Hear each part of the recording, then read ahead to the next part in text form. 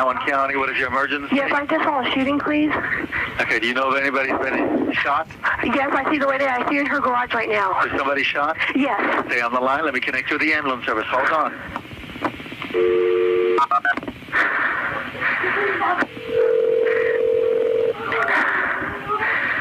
Harris County Sheriff's Department. County have a shooting. Tasca City, I'm en route. Go ahead, ma'am. Suspect still there. Oh, yes, so there's still a person out there. There's a black gentleman. He's wearing a black shirt and a black pants. The lady is down in her garage.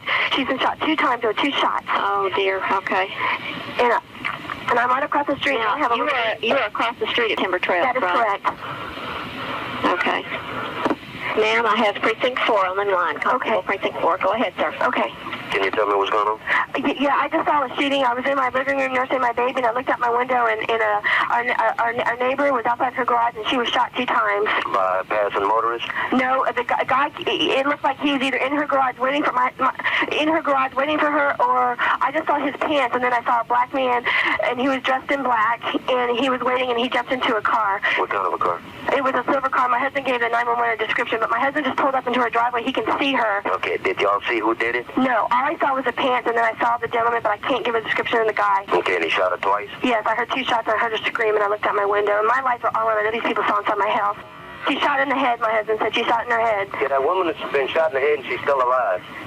And she does have 3 children. I do not know if the children are at home. Okay, there's a police officer coming. I see someone coming. Yeah, Oh, dear Jesus, help this woman.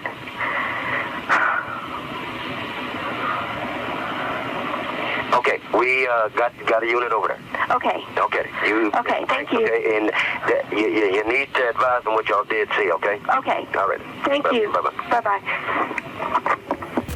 That call was made on November 9th, 1994, by a neighbor of 33-year-old Farah Fratta. Police responded almost immediately in the hopes of intercepting the suspect the neighbor had described, but were unsuccessful. They then entered the garage to find Farah lying on her back on the concrete floor, deceased, with 2 bullet wounds to her head. So police cordoned off the area and began to investigate. They were immediately struck by the odd location of the crime, as Farah had lived in an upper-middle-class suburban neighborhood where criminal activity was exceedingly rare. It also quickly became clear that burglary was not the motive for the crime, as Farah's purse had been left untouched and no attempt had been made to gain entry to the rest of the house. Despite the clear gunshot wounds, no shell casings were found. In fact, even though the crime seemed to be committed rather hastily, going by the 911 caller's account at least, there was very little forensic evidence of any kind. As they investigated, Farah's soon-to-be ex-husband, Robert Fratta, arrived on the scene with their children. Upon seeing the police activity, he asked if there was a drug bust going on, stating he'd recently become suspicious about his soon-to-be ex's new boyfriend being involved with drugs. When police told him that his wife had been killed, he didn't really seem fazed by the news. He immediately began rattling off possible suspects, detailing a long list of shady people and practices his wife was supposedly involved with, as well as describing his whereabouts with his children for the past few hours, and several people they could contact to confirm this information. Seeing as he was so keen to help, police detained Fratta and brought him to the station, where he was held for several hours as they continued investigating, before they eventually brought him into an interrogation room to question him. And that's what we're going to be analyzing today. The beginning of the interrogation isn't present on the video, but after reading the transcripts, we didn't really miss much. It was the usual introductions, the waiving of the Miranda rights, and a bit of small talk as they completed the necessary paperwork.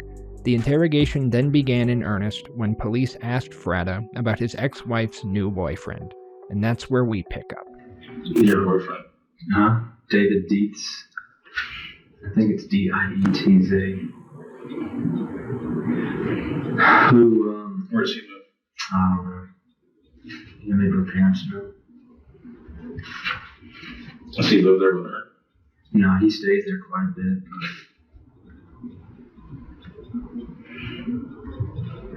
Was he there earlier when you got there? No, when I got there, y'all were there. He was there Sunday night when I dropped the kids off. When did you pick the children up this time? Picked Angela. I guess I picked Amber up about 4:45, something like that. And then Bradley and Daniel about 5 o'clock. Why different times?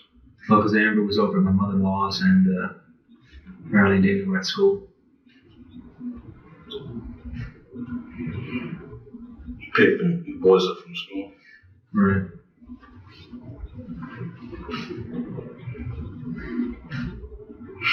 So the way you normally do It varies sometimes. On Tuesdays and on Thursdays when I pick them up, Amber will be at the babysitters, Janet and Vaughn.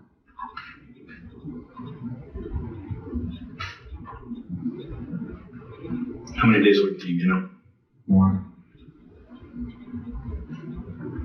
And like I said, I get them weekends. 1 weekday? 1 weeknight? Right, one weeknight and then every third weekend. Where's Janet live? Sweet Gum Forest, I think is the name of it. It's in Pinehurst. It's right down the street from her mother. Who's her mother? Who's her mother? Her name is Betty Backer, Baquer.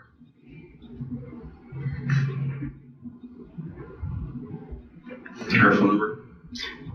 852-5448. Where does she live? I think it's 17th Green. I don't know the numbers. I mean, I can show you how to get there. Or 17th Fairway, something like that. Where's Annapolis Southern? Pinehurst.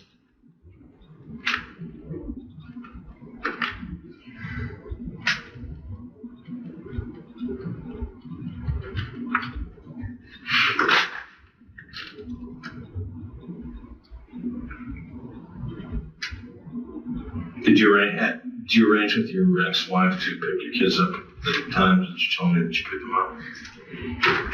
I'm supposed to pick them up at 6, but I've always picked them up earlier. So you arranged to pick them up when you did? Not really. It's just Were you just expected to pick them up? Oh yeah, I'm always expecting to pick them up, but I just always pick them up before 6. It's something I started from day one pretty much and just kept on doing. I used to always coach at soccer, so I'd pick them up early. And what time does your wife get home, or your ex-wife get home from work? at 6 o'clock. Where's she work? She works for American Airlines City Ticket Offices. The last time she paid me, whatever, it was to one on at the Marriott Hotel, the JW Marriott. Which one? That's the only one I know of. I mean, that she told me was the JW Marriott. I've got the phone number for it, but I think it's the Galleria. Police begin by asking about his typical schedule with his kids. Fratta insists everything was normal, picking up the kids at his usual time, on his usual day of the week, and taking them to church, where he remained for a parents' meeting. This was a bit odd, as Fratta usually just took the kids out to eat whenever he had them, but had taken them to church a couple times before. However, he never stayed at the church with them before that night. He would usually just drop them off for their classes and return later to pick them up. Additionally, the meeting he attended was one for parents whose children were preparing for communion, which none of his children were. And while he was at this meeting, witnesses said he left several times to make phone calls in the church's office. So, while none of these individual facets are particularly suspicious on their own, when done together and paired with the fateful events of that night, they definitely raise some eyebrows.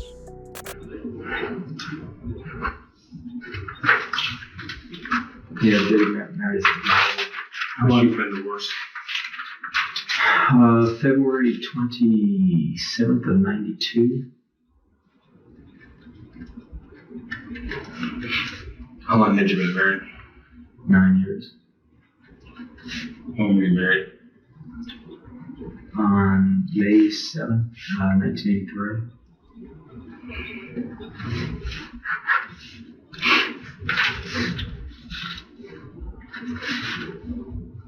You've got Amber. How old is she? Amber is 4. And your sons? Bradley is 7. At the end. And Daniel was 6. They have your last name? Yes. Where were you born? In New York. How long have you been in Texas? Since 80, so 14 years. Have you ever been arrested? No.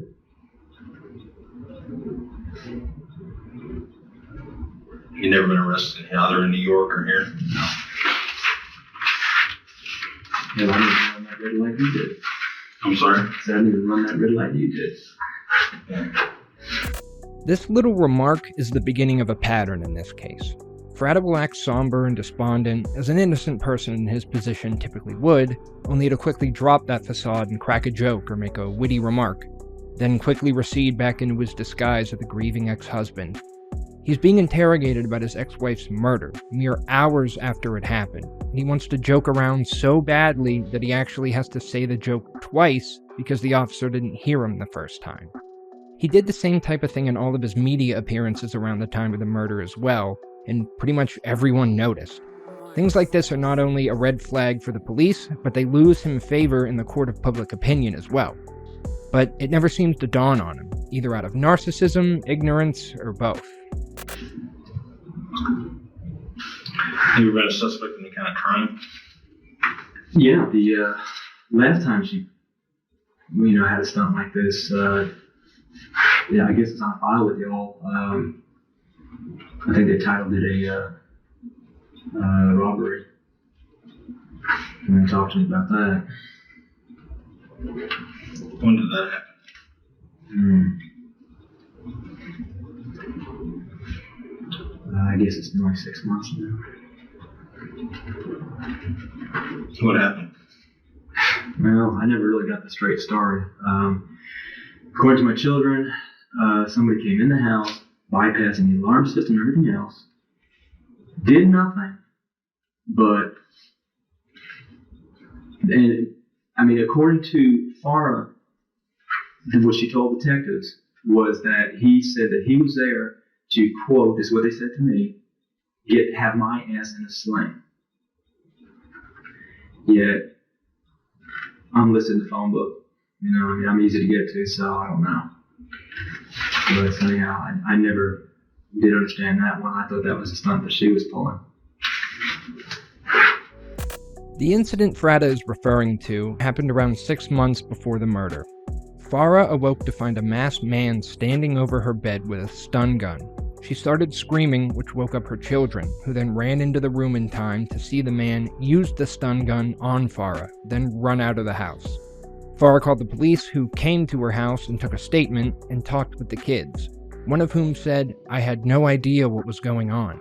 All I knew was my mother was in danger.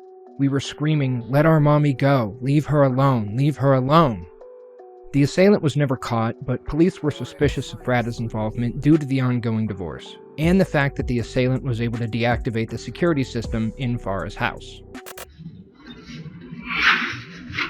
What month did that happen?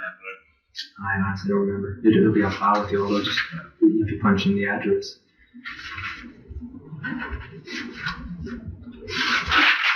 I've got it written down. This is the VW out here. This is yours. What's the license plate number? No. Sorry. I just got it. 72. You own any other cars? On a Jeep CJ7. I don't know the plate to that either. It's an 80 model. What type of work do you do? Work at the city of Missouri City. What do you do? Public safety officer. Combination firefighter, police officer. You're a police officer? Mm-hmm. I'm sorry? Yes, sir. Can I see your ID? I don't have it with me.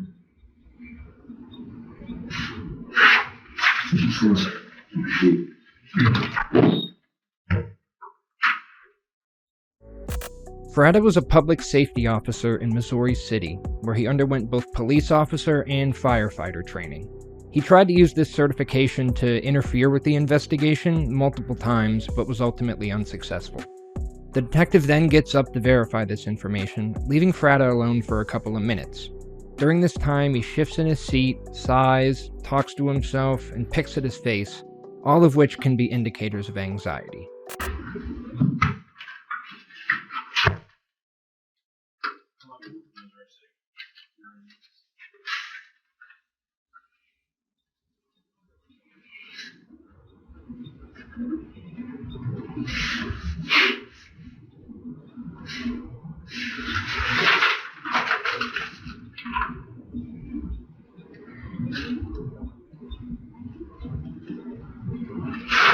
What shift do you work on?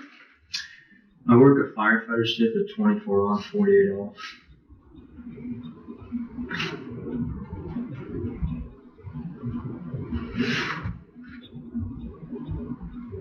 Who's your supervisor? It would be Lieutenant John Sheffield.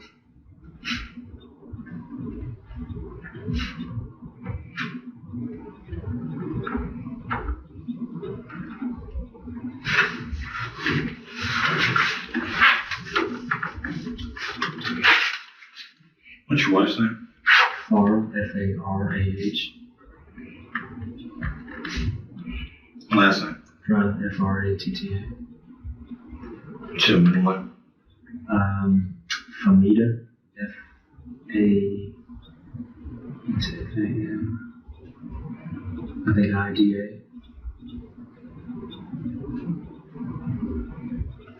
There may be an H somewhere in there, I'm not positive, because she never uses it. Her date of birth is 8/5/61.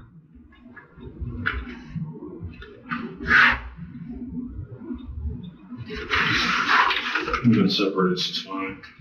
Since February 27th of 92. Any problems with it? Detectives ask Fratta about his divorce, and if there were any problems with it. Police are already well aware of the numerous problems that were going on with their divorce, because some of them already had police and courts involved, and they've already done some investigating on their own. So they're really just asking this to see if Fratta is going to tell them the truth about these issues. Yeah. Yeah. Well, aside from the incident of that deal, I had called the constables out a couple of weeks ago, and that's when I met the one guy that was there tonight for her letting Daniel run away, or actually telling him to go, but whatever. Also, something strange, which I recorded. Bradley called me Sunday night, mentioning that he was very upset, he was crying. He said that he didn't want the bad man to kill me. And Didn't want the bad man to kill he didn't want the bad man to kill me. And that he didn't want me to die. These are just quotes from him. And I honestly thought, because, I half joked around with the detectives with the deal that Farah claimed last time, that she's got some shady sides of the family that live here in Houston from Iran. And I honestly thought that she was, and I half joked about it, like I said, that she was setting me up for a hit. And so I thought, and Farah's boyfriend was there when I dropped him off Sunday night, so when Bradley called me, I thought he overheard a conversation between her and her boyfriend. Because the other coincidental thing, too, was last week I ran into her boyfriend at Sam's boat on Richmond, and some girl there apparently knew him and said that he does drugs. And I can't remember if she said deals drugs or what. So when I first pulled up today and saw the cop cars and the tape around everything, I honestly thought it was a drug raid. Just to quickly point out what happened there without all the fluff, the detective asked, "Have you had any issues with your wife and the divorce?" To which Fratta responds, "Funny you should ask. My child called me the other day and said he was afraid that someone was going to kill me. I've been worried that Farah's new shady Iranian boyfriend may take a hit out on me. So when my kid called, I assumed that he had overheard a discussion between them about that. He's a real bad guy. Some girl at a bar told me that he sells drugs, too. When I first came over and saw the police cars, I assumed the house was getting raided for drugs. You should really look into him." I'm paraphrasing a bit, but that was the gist.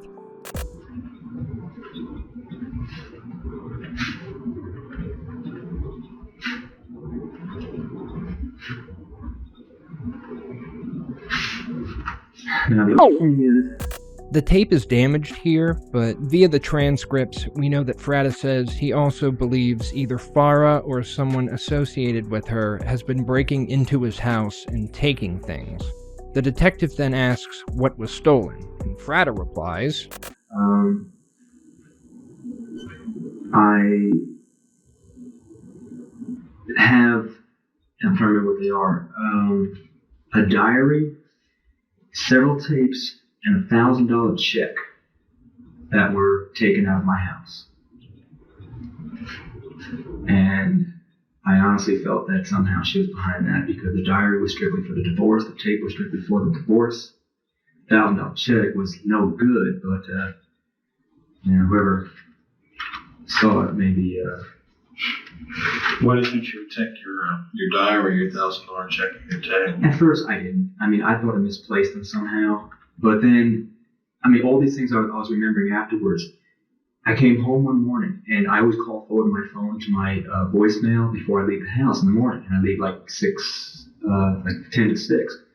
I came home one day and hit my redial to listen to my messages, and when I hit redial, Farah's answering machine picked up. I didn't think anything of it. I'm like, oh, and I just dialed my number. And then all of a sudden it dawned on me, I mean, like a week or two later, just hit me right between the eyes, like, wait a second, what the hell was her number doing on my redial? Because when I left for work, I didn't call it. Follow what I'm saying? I called my voicemail. That's the only number I called. What reason would she have come to your house and take the phone?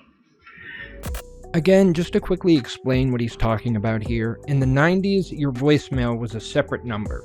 So, in order for people to leave messages, you had to forward missed calls to a separate number, your voicemail number, where they would then leave a message. In order to check your voicemail, you would have to call that same number, put in a password, and then it would play back your messages. Fratta is saying that every morning, the last number he'd call before going to work is that voicemail number to set it up for the day. And when he came home from work, he would just hit the redial button on his home phone, which would then call the voicemail number so he could check his messages, since it was the last number he'd called on that phone. He's saying that the same day he came home and realized some of his things were missing, when he hit redial on the phone, intending to check his voicemail, it instead called Farah, his ex, implying that whoever broke in while he was at work to take his things also used his home phone to call Farah while they were there, thus inferring that she was somehow involved. None of this is particularly relevant, and we don't know if it ever even really happened, but I wanted the younger viewers out there to at least understand what he was trying to say happened. And here again, this is a little wacky. I just felt like I had a messload of tape recorded conversations with her throughout this divorce, and a lot of them were very incriminating with her. How were they going to incriminate her? That her going to be lying to the judge, her saying she would lie to the judge. What was going to be the end result of all this? Maybe she thought she was going to lose the custody of the kids. We're battling for custody. Yeah, right now. Right. And that's why I figured you had me down here. You figure got something to do with it because we're battling for custody. It took us a while to get there, but this is Fratta finally admitting that there was some conflict between him and his wife. Until now, everything's been conspicuously squeaky clean. So, I assumed there was some kind of a custody settlement when you got your divorce. No, the divorce isn't finalized. I thought it was final. When's it going to be final? No. We're supposed to have trial towards the end of the month. That's why I'm trying to get all my tapes and everything in order now. And I'm missing some real important ones. I'm missing an assault tape. She tried to file assault. Oh, that's something else too. She tried to file assault on me. And I wish you could hear the tape, but the constable did hear it because he came over to my house and heard it. That's a long story. I don't know if you want to know that. But anyhow, that's one of the tapes that's missing, is the deal that I had the tape recorded in my pocket for that whole assault deal. And the cop listened to it and realized that, hey, she assaulted me. So it was totally the other way around. And she tried to file charges on me. So, like I said, she's just kind of strange that way. She's pulled several stunts. And like I said, to me, I'm finding weird stuff. Oil's being drained out of my Jeep. Just stupid little things kept on happening to me over and over again. And like I said, I just kind of sat there and sleep with my gun by my bed and everything else. And I mean, if you ask any of my girlfriends, the way I sleep is ridiculous because I honestly felt that she was trying to pull something on me. That's why I'm shocked as shit that this happened with her. And that's why, I don't know if her boyfriend's car is in the garage, if he had anything to do with it, or if something backfired on her because maybe she honestly was trying to do something to me, or what the hell the deal is. I have no idea. But nobody, I mean, all my friends know the bullshit I've been through. A buddy of mine, he borrowed my key one time to go into my house. Now, see, everybody knows I work a 24-hour shift, so it's easy if you want to go into my house. I mean, she knows when I'm going to be home, when I'm not going to be home. So the one day I was working my 24-hour shift, a buddy of mine went into my house to take a shower, and he heard people in my house that opened the door and boogied out and left. Now, and plus, I was missing a bottle of wine out of that stupid ordeal, too. So you forced entry? No. That's the other thing, too, is I'm a little unorganized, but I had like several keys in this one drawer of mine, like 4 extra keys. And this is all kind of recently that I'm noticing this stuff, okay? Because it just never dawned on me I was possibly being burglarized here. I just thought I was losing my mind. So I'm missing several keys. So whoever is coming in is just waltzing right in. I just like last week, and I just talked to my attorney's associate because I wanted to see if I should try to file some sort of burglary. I found forced entry to the garage door that I never used, but I didn't notice it, so I have no idea when it occurred because you'd have to see my house. That's another reason why I was hoping to come over my house. I was going to show you different things and play that tape for you. That's my son and everything else. But I also didn't know what questions you were going to ask and everything. But so whoever came in came in through my garage. I also had a nail like here in the doorway to that one door that's gone, so I know somebody came in. But here again, I never noticed it because I put that nail in a year and a half ago and never even. What reason was somebody having to come in your house like that? Either first of all, I've got nothing to steal, but like I said, the only things I'm missing.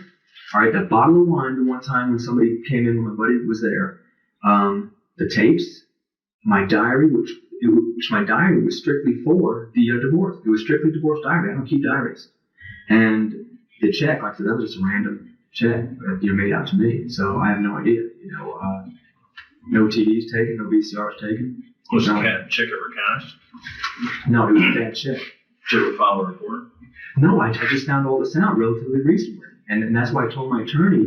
And to me, I didn't know how I was going to prove this because at first I just thought I misplaced everything.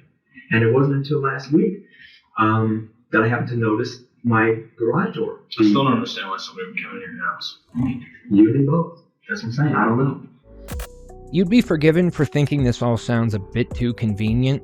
Fratta is claiming that not only should he not be a suspect, but he's actually a victim of his ex-wife, which is a pretty brazen claim to make in an interrogation about your ex-wife's murder. He says these mysterious, unidentified people repeatedly broke into and burglarized his house, but they mainly only took things related to his divorce, with the exception of a check and a bottle of wine. These things included a diary containing all the details of his divorce and all the evidence he had collected on his wife to prove that she was the real abuser in the situation, and tape-recorded conversations supposedly proving assaults, false allegations, and her intent to lie to the judge to gain custody of their kids in the divorce. Why she would ever openly admit to these things, let alone directly to Fratta, is not explained. He claims to have showed one of these tapes to a police constable during the investigation into his previous assault charge, but I couldn't find any confirmation of this anywhere, and I read a lot of police records and court documents for this case. But who knows? Well, if they have that much access to you, they just could. You're right. You're 100% right. Yeah. And that's what I've been saying to my friends too. It's like somebody's fucking with me, but not trying to kill me. And that's why when Bradley called me up Sunday. You're a police officer? Yeah. How long ago did you realize you were being fucked with, as you put it? 2 months ago. Something like that. 2 months ago. Well, no. Well, Ray's deal was maybe a month ago, something like that. And you haven't done anything to prove that you're being fucked with? How do you prove it? I just last week noticed the door. You're a cop. Yeah. And I sleep with my You know as well as I do, there are ways to prove that, such as cameras. I'm sure you probably have cameras. I am broke, big guy. I mean, I've got nothing. My wife's got neighbors. Yeah, cops are on both sides of me. Yeah. Yeah, they don't see anything. Let me put it this way. When my buddy went into my house, there were no cars there. Where'd you go to high school? New York. In New York? What's the name of the high school? W.T. Clark. So C-O-A-R-K-E. Where is that at? It's Westbury, Long Island. Westbury?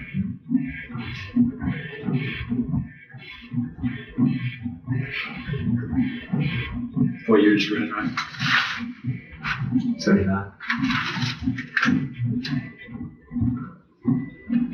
20 years. Sure, that in college?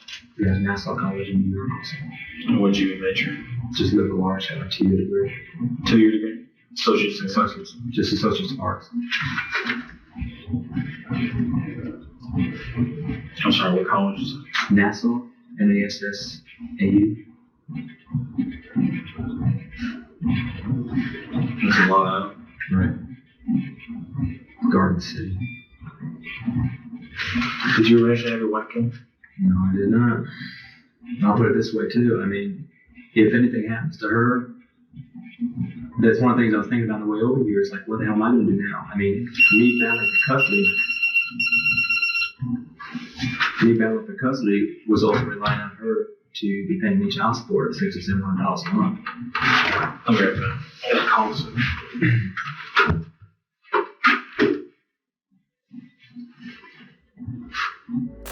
Okay, first off, I don't know what the hell he's doing here, but this is the second time that he's done it as soon as the detective leaves the room. It could be a bizarre self-soothing technique or an involuntary sign of anxiety, or maybe he's trying to irritate his eyes to make them look more teary or something in an attempt to make him appear more upset and sympathetic. But regardless, to me it looks guilty as hell. Anxiety makes sense though, because in the past couple minutes, the detective really switched gears and started to show Fratta some resistance. He asked the reasonable question of, if these people have this much access, being able to get in your house whenever they want and knowing your work schedule and they're out to get you, why wouldn't they just kill you? Why would they bother to take notebooks and wine when they could just take you out? And Fratta doesn't really have a good answer for this, besides, I guess they just wanted to fuck with me. The detective also asks, since you're a cop, with cop knowledge and cop friends, why couldn't you get any proof of this? Set up a camera or find some evidence they left behind? Which, again, is a fair question. And again, Fratta doesn't really have an answer. He just kinda says he's too broke to afford a camera, they didn't leave any evidence, and he can't trust his cop buddies because he thinks there's police on his wife's side, too. He does finish strong, though, with a foolproof declaration of innocence in the form of, when I ultimately got custody, she was gonna have to start paying me $700 a month in child support. And I need that money because I'm so broke. So why would I kill her when I was depending on that money coming through? Which, while still kinda dumb, is probably one of the better points he's made in his favor so far. Anyway, the detective leaves Fratta alone for about 15 minutes, where he does that eye thing a couple more times, puts his head in his hands, picks at and rubs his face, shifts around in his chair, talks to himself, and does some deep breathing before the detective finally returns.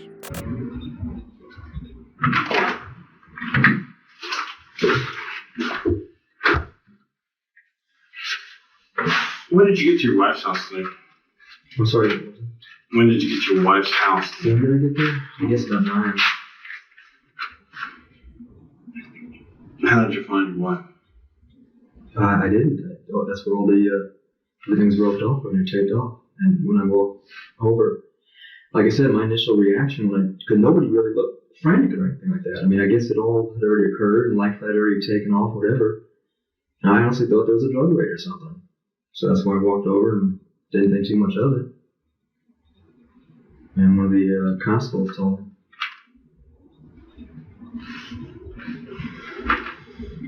Do you have insurance with Missouri City? You mean health insurance? Life insurance? Probably. Who's the beneficiary of your policy? Farah is. I'm sorry? Farah. Do you have any insurance on her? No. This is a lie. Fratta had a $100,000 life insurance policy on Farah. He also had another $100,000 policy, this one on himself, of which Farah was the beneficiary.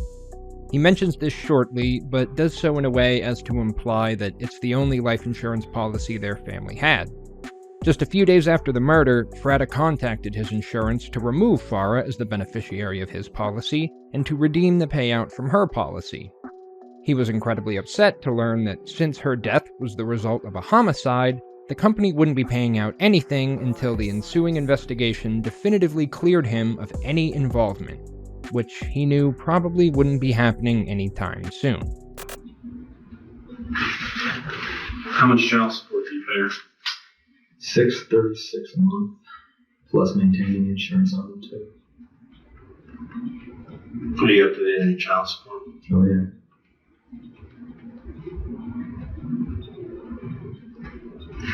So I also have a $100,000 policy that she's the beneficiary of too. Where do you work at? Work out. The present First Lady.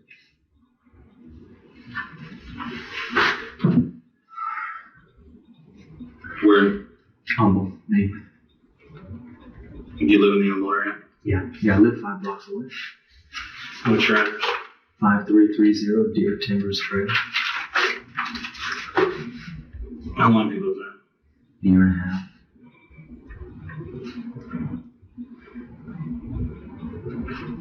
Your phone number? 852-9089.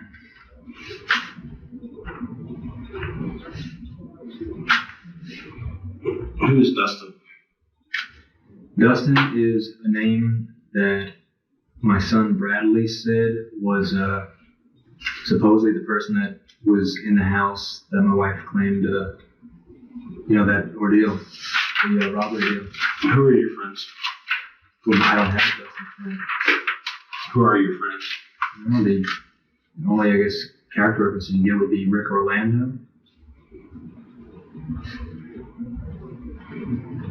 Do you have a phone number? 361-6922. Where does he work? He works for Earth and Funeral Directors.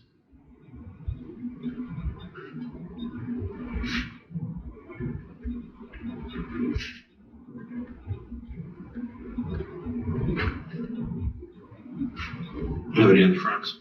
Any other people I work with, Steve Lombardi.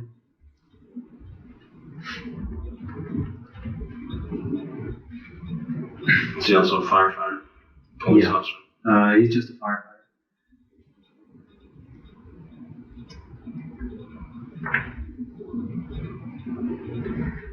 And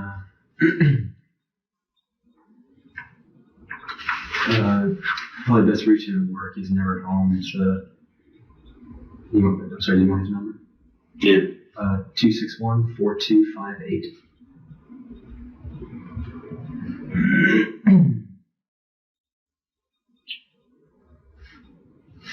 Do you actually run police calls in Missouri City? Yeah. I usually patrol during the day from 12 till 8. We patrol during the day and sleep at the station at night.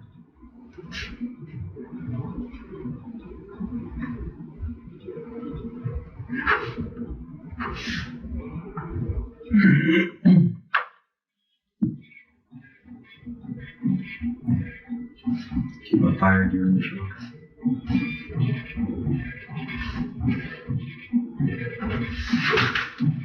These are the only friends you have? Just Rick Orlando and Steve Lombardi? I don't think that would be any good. Ray Thomas, that's one guy that was in my house. And I don't know his number now. He just got flooded. He lived in Forest Cove. I can get his number for you. He's with his in-laws. Just say he was in your house now. No. He was the one that was in my house when he heard the people leaving. What's his phone number? That's what I don't know. I mean, the phone number to the house that got flooded out was 359-7083, but now he's with his in-laws, and like I said, I don't know that number offhand. I can get it for you though. How do you know him? From the gym. I've known him for like 5-6 years.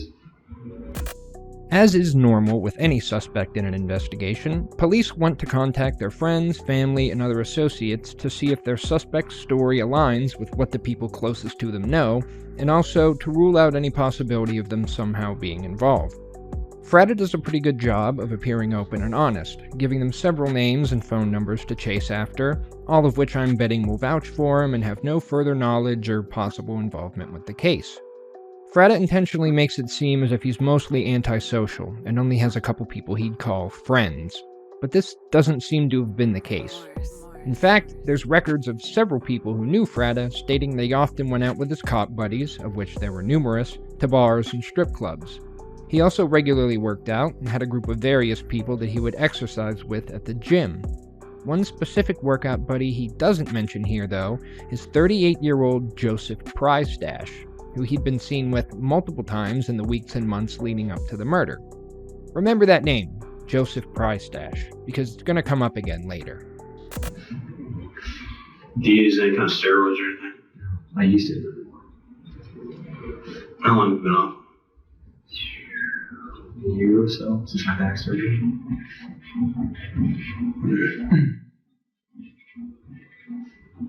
Oh, please note, all mine were legal through doctors. You can check that. I never did black market.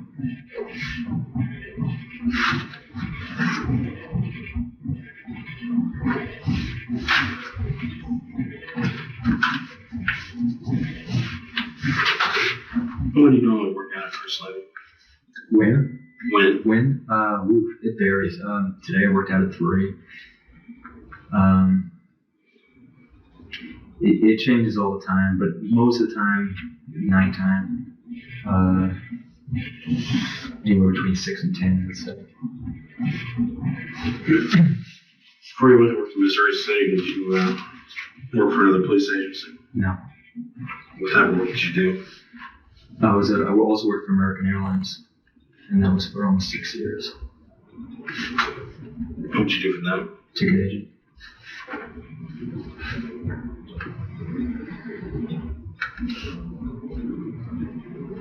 Did you meet your wife in New York?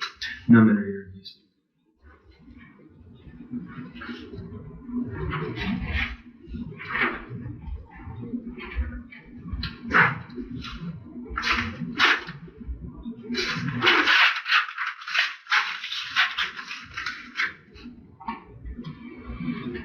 Today, did you work today?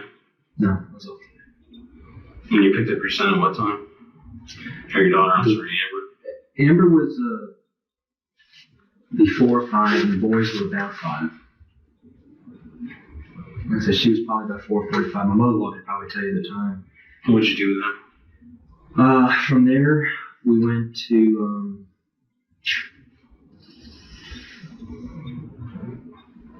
to my house. I got changed into this because I was wearing my gym clothes. Then went to Wyatt's to eat. And then from Wyatt's went to St. Mary's Church. What did you do there? A parent child type of process for the sacrament of him going through confession and stuff. Bradley, my oldest boy, does that. So Amber and Daniel I put into the nursery there at the church, and Bradley did his class, and then he does the children's class, and they go through our class, and then we meet up for like 15 minutes after that. How often do they go to class? This is the second meeting that I've made as a parent. Apparently there's only 3 times the parents meet, and I have one more time next month. So that's it. The first one was last month in October. How often does your son go? I don't know, because this is only the second time I've brought him. Now, I don't know if my wife brings him any other times. Like I said, I did bring him the last time, which was like 2 weeks ago.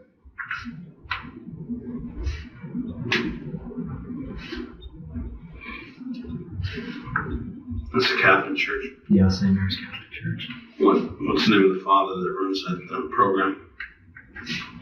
Paul, I believe. Is that what it was?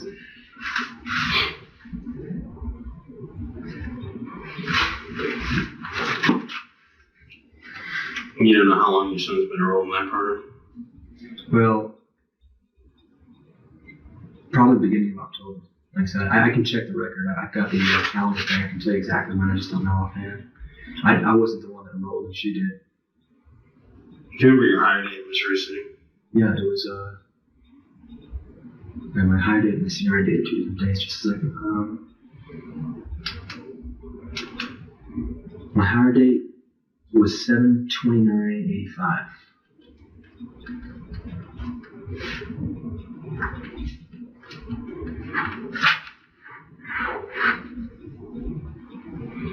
Did your wife instruct you to take your son to church tonight?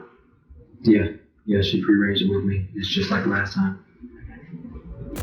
As police ask for more details about his time at the church before the murder, Fratta does a decent job of not slipping up and giving them the same times as before, and tells them a reasonable story about why he was there and what he did. The glaring omission, however, is that he says nothing about spending most of his time in the church's office making calls, barely attending the parents' meeting at all. Likely because, given the timing, this would make him look pretty suspicious. But by not trying to give them any explanation as to why he did that, once police talk to the other parents that were in that meeting and find out the truth, it's going to make him look infinitely more suspicious than if he had just said he had a business call or something.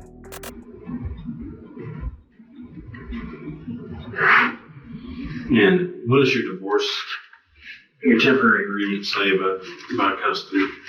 That I get them from 6 till 8 on Wednesdays, and every other weekend, picking them up on Friday at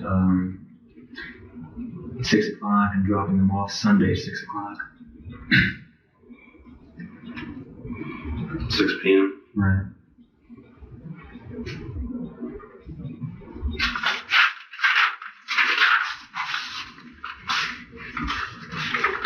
Have you talked to your attorney about what permanent child support can be? Well, there's really no such thing as permanent. I mean, you can file like every year for. Yeah. What was she asking for child support? She asked for when she first filed. You have to, like, she filed for divorce, and I never realized she was going to go through with it. So I agreed to pay $600. She then filed for an increase of, I believe, $300 more, which we just went to court for about 6 months ago, but the judge only granted her $36 extra. And she also asked for $500 a month spousal support. I guess she thinks we're made of money. You still have feelings for her? It's starting to hit me now. I mean, I loved her. I mean, I wanted to spend the rest of my life with her. I never wanted a divorce. I didn't do anything to warrant a divorce. Yeah, I mean, I still care about her. I mean, Have you ever hit your wife? I'm sorry? Have you ever hit your wife? I've never hit her. I was never even hardly raised my voice to her. That I can pretty much say I never did raise my voice to her. Why does she want a divorce? I guess to sum it up, basically, there was no romance and affection in our marriage. It was more like, I mean, I loved her, I provided for her, took care of her and everything, but I guess we just weren't in love with each other, And whereas to me, I was able to handle it, and I guess just told her, look, cope with it. What's the big deal? We don't have the best marriage, but it's far from the worst. She wanted to find somebody to put her on a pedestal and file for divorce. How long was it before she started going with this friend, this boyfriend? This David Beach. They've been dating for over 2 years. It's been a while. And when were you separated? In February of '92. How did you feel about that? I was shocked that she filed for divorce. I mean, I never expected it.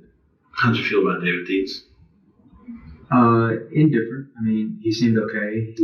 The only things I ever asked were, my children as to how he treated them. I just found out very recently that he did spank Daniel one time, but And aside from, I mean, we never really talked. I offered him the opportunity to talk and even play mediator in this. He declined. When I saw him the other night at Sam's Boat, he was different from other times. I mean, I don't know if he'd just been drinking or if he actually was on coke, because he definitely had a different personality. He was a little more aggressive and talkative. Is he as large as you were? Oh, bigger. And he's about 6'2", 220 something. Does he live west? Yeah. He works out with Farah. She works out? Yeah. Have you ever had any kind of physical confrontation with him? No, not at all. One thing you'll notice if you watch a lot of these police interrogations is that innocent people usually answer things quickly, concisely, and deliberately, whereas guilty people, or at least people who aren't being completely honest, will give longer, more drawn-out answers, usually diverting to additional unneeded details, maybe throw some stuff to hopefully point the police towards someone else, reinforce how innocent they are, before winding their way back to answering the initial question, if they do at all. Of course, this isn't all the time. There are certainly exceptions to this, and there's myriad reasons for a person to lie to the police while not being the person responsible for whatever it is they're investigating. But in this case, Fratta fits the profile to a T.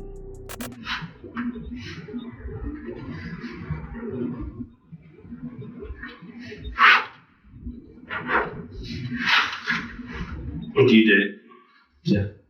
And your girlfriend's there? I don't really have a girlfriend. In between. It's down You to go to in clubs? between. Rarely. The last time I went out was Sam's Boat when I ran into him. You ever go to Top's Farms? Rarely. I mean, like maybe 5 times in my life. When you do, where do you go? I've been to Trophy Club, this is the most recent one. And, How many times have you gone 3. And then the Colorado Club like once. That's it.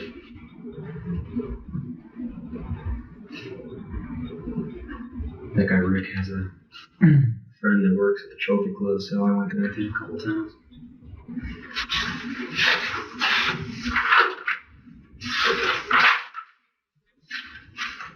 But don't tell his wife that.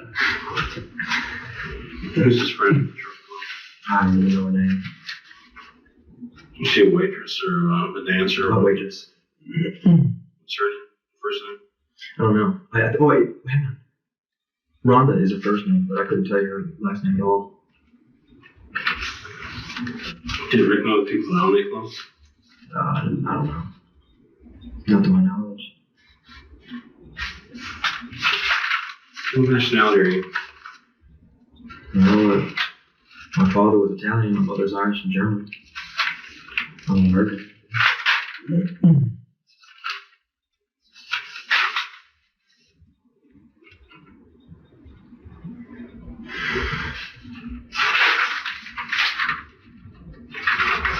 How long did your wife work for American Airlines? She got hired in 81, so it's been 13 years.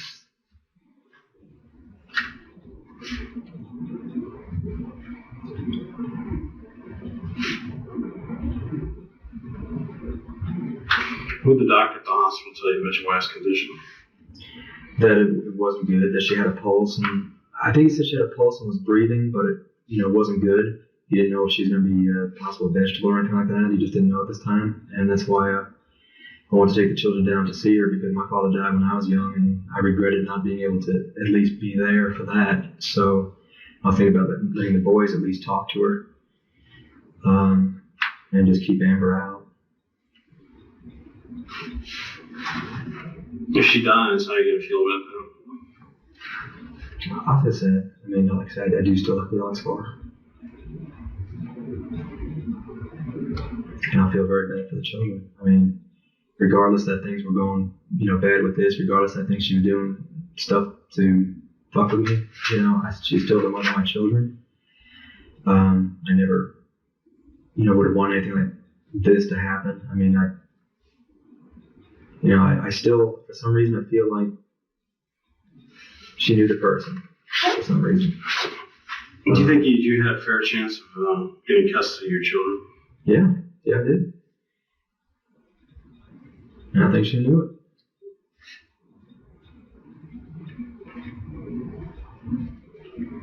Why do you think you had a fair chance? I guess because we're doing a jury trial instead of a judge, and being with all the different tapes I had, showing her lying and things like that,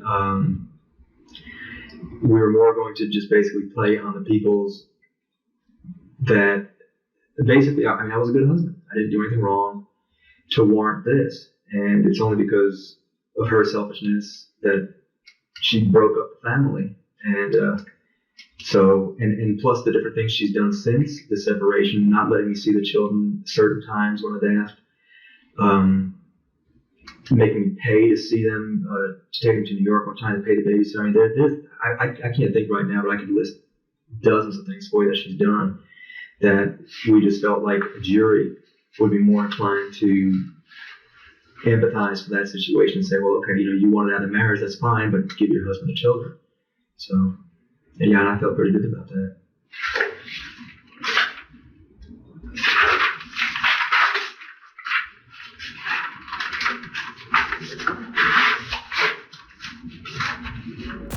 This is another example of Fratta giving a good, well-thought-out, thoroughly ass-covering answer in the moment, but royally screwing himself in the long term. After talking to friends of the victim and friends of Fratta, police learned that he did plenty of things to deserve a divorce, including verbal and physical abuse and an ever-growing list of strange and extreme sexual acts that he demanded Farah perform, the worst of which being the consumption of excrement. Police also learned that, despite his words to the contrary, he very much did want something like this to happen to Farah. In fact, he told many people at his gym that he either wanted to kill Farah or have her killed by someone else, commenting on multiple occasions that he wanted to pump some slugs into her. He also discussed these thoughts with his fellow police officers, telling one, "I'll kill her before I pay child support," and another, "I'll just kill her and do my time. When I get out in 5 years, I'll have my kids back." How did you end up living 3 blocks away from her? One of my intentions, one of the offerings I made to her, first of all, I just wanted to be close to my children. I was very involved with them, the boys coaching their soccer and baseball, and it was a hassle. When I first moved out, I was living down in Southwest Houston, and I then had to travel like up there to coach, and it was a pain in the butt. So besides that, I love the Humble area. I mean, I think it's a real nice area, nice family environment, and I was also thinking positive that I was going to end up with the children. I wanted them to maintain their schools there, the same friends and everything. So what happened was I decided to, my sister wants to move down, my mother and sister moving down, so we decided to go ahead and buy there. And then this way too, my intention was that even with me living close, that we'd still, I at least wanted to be friends. And you have to realize I still never thought the divorce was going to be final, even like a year and a half ago. Things just started getting, bad. And I think basically the closer trial came, I think she started maybe thinking she's going to lose the kids. Because even the mediator awarded, I'm sorry, I started saying something. One of the things that I offered to her, because I didn't really want to take the children away from her either, I said, hey, look, why don't we just do joint custody? You have them for a month, I'll have them for a month. We live 5 blocks away from each other. This way, nobody has to pay child support. The kids still have the same friends, the same school. Let's be friends about this. Let's be amicable. She said no. The mediator that we had granted the joint custody, and they sent a letter to him and to the court accusing him of being biased to women and racially prejudiced because she's Iranian. So, but that's what my intention was just to keep everything amicable. Who hit your wife enough to kill her? Nobody I can think of.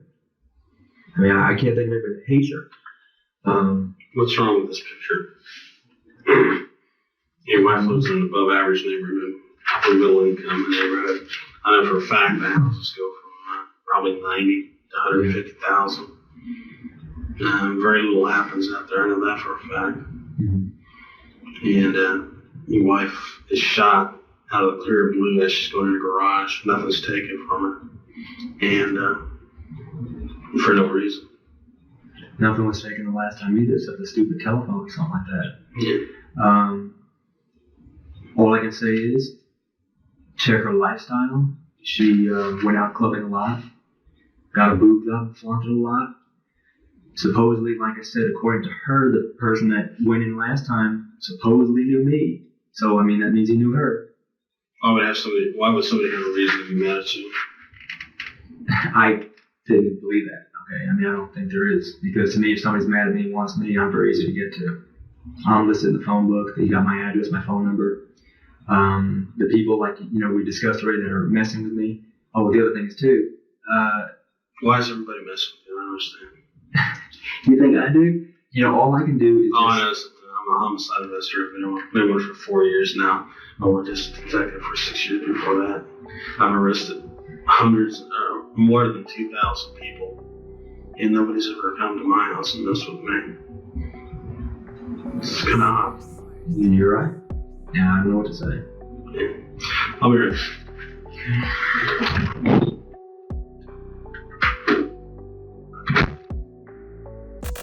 The detective gives one last, pretty clear hint that he doesn't believe Fratta, and then exits the room. And who could blame him? Those final couple minutes of the interrogation encapsulate Fratta perfectly. The only time he shows any concern or sadness for his ex-wife is when he's being directly accused of being involved in her murder. Outside of that context, any other time his ex is brought up, he goes on a tangent about how salacious and untrustworthy she was, how the people she associated with were bad, and she was out to get him. The only time he says the divorce was amicable is when they're asking what he did to her. When things are the other way around, she was vindictive, a liar, a manipulator. She wanted to gain the upper hand with underhanded tactics. So much so that she knew she was going to lose the custody battle and have to pay Perfect Rob $700 a month. So he couldn't have killed her.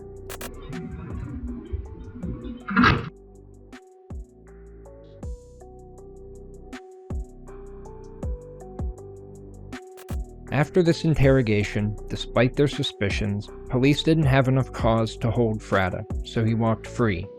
For months after the murder, he made news and talk show appearances proclaiming his innocence to anyone who would listen, bad-mouthing the police, and pleading for the killer to be found. As Fratta went back to his daily life, the investigation continued without much progress. There wasn't any forensic evidence at the scene, the only witness didn't get a good look at the person fleeing the house, and only one of the bullets recovered was intact enough to be analyzed. They could tell it was a .38 caliber bullet fired from a handgun, but that was about it. Forensic tech wasn't nearly as advanced as it is now, so short of someone new coming forward, all they could do was wait.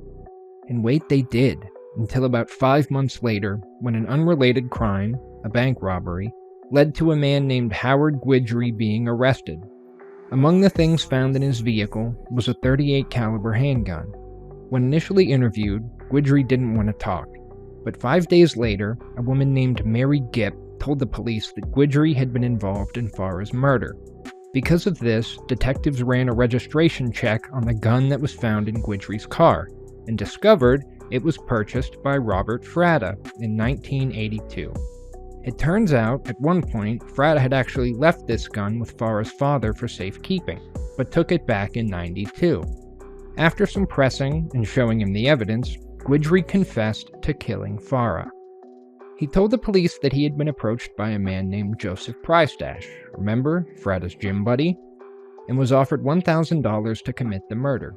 Guidry agreed, and on November 9, 1994, Prystash picked him up and drove him to Farah's house, giving him a cell phone and the handgun.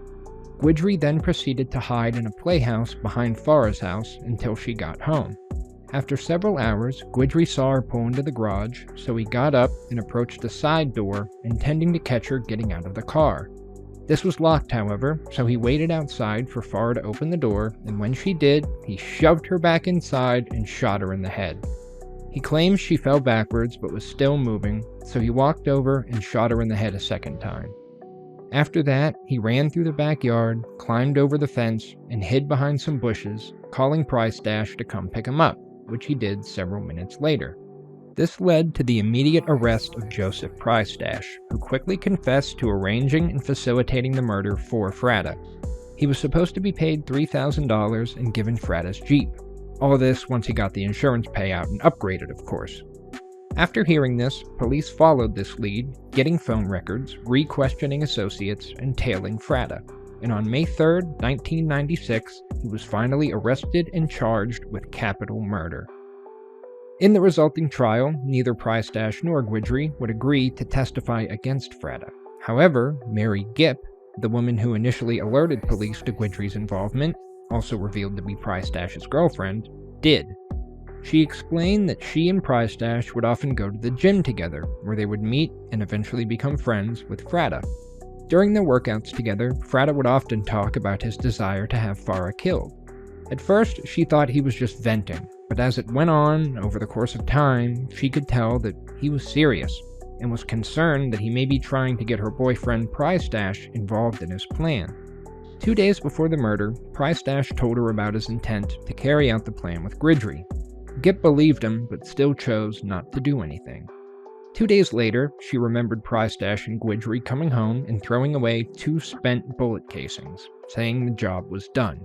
Due to the evidence against him, especially the conviction of his accomplices and the damning testimony from Gipp, Fratta was found guilty and sentenced to death. He declared his innocence the entire time, never once apologizing or showing remorse for his actions. As soon as he was in prison, he began filing appeals. Eventually, in 2009, he was granted a retrial. I think due to the fact that parts of Price Dash and Guidry's confessions had been used against him in court, without his defense team having the ability to cross-examine them, but I'm not 100% sure. But all the same, he was granted a retrial, and he was again found guilty of capital murder, and again sentenced to death. Since then, he has been seen in several news stories, taken a couple of interviews, and even appeared in Werner Herzog's documentary series On Death Row. Every time, he has said the exact same things. He didn't do it, he doesn't know who did, he's being framed, and he's gonna get out and prove it. He maintained that idea for 28 years, until January 10th, 2023, when he was finally put to death by lethal injection. One of his children attended the execution, a fact Fratta was fully aware of, but even in his final moments, he didn't apologize, he didn't take responsibility, and he didn't give any closure. He stuck to his story until the very end. A detective who witnessed the execution, that had also worked on Fratta's case all the way back in '94, said that he handled his death the same way he handled his life, like a selfish coward. I'll leave you with this. It's part of a video that I found from an anti-death penalty group that managed to get a phone interview with Fratta just 36 hours before his execution. Knowing what you do now, and comparing it to what you saw in this video, I think you'll agree that in my opinion, Robert Fratta still thought he was always the smartest guy in the room, even when that room was his death chamber. I never gave any thought to the death penalty, even though I was a police officer. And now that I'm going through it, I can understand how it's so ridiculously tormenting for the inmates to be put through this. And the government is a system that's supposed to be leading by example. So for me, I worked for the government as a police officer. And we're supposed to portray good examples of how to treat the citizens. And when the government itself is killing people, and not just killing them like in a humane way, like somebody who, and I hate to sound morbid, but just walks across the street and gets hit by a car or something. But to have you knowing the day and time and everything that you're going to die, and it's just prolonged, and everything that they put you through beforehand, this is torturous. And I can't believe that the government, of we the people, actually allows this to happen. But I do have hope of that,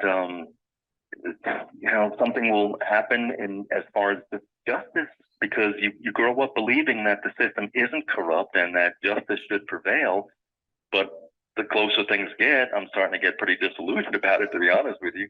But I guess at my age, I'll be 66 next month if I make it. But I'm kind of ready to go.